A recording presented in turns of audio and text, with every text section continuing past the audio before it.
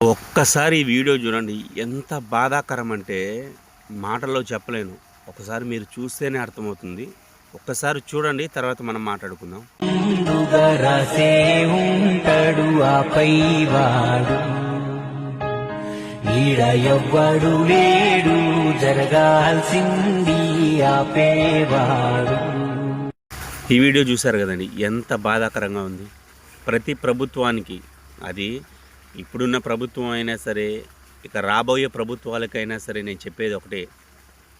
ప్రభుత్వ పథకము అర్హత ఉండాలి అంటే అన్ని అర్హతలతో పాటు అమ్మా నాన్నని వాడు జాగ్రత్తగా చూసుకుంటున్నాడా లేదా, వయసు వచ్చిన అమ్మా నాన్నని వృద్ధాశ్రమంలో వదిలేశాడా, రోడ్డు మీద వదిలేశాడా అనేది కూడా చెక్ చేయాల్సిందే.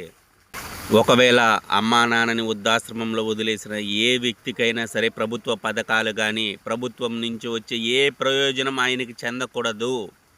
మరీ మాట్లాడితే అమ్మా నాన్న వాళ్ళ రక్తాన్ని కష్టంగా చేసి మనల్ని సాకుతారండి. వాళ్ళ కష్టాన్ని మనం కొలగలమా? లేకపోతే దానికి ఏమైనా ప్రతిఫలం ఇవ్వగలమా? అలాంటి అమ్మా నాన్నని వయసు ఒడిగిన తర్వాత ఇలా వదిలేసిన వాళ్ళని కఠినంగా శిక్షించాలి. ఈ వీడియో చూస్తున్న మీరు నా అభిప్రాయంతో మీరు ఏకీభవిస్తే ఈ వీడియోని షేర్ చేయండి.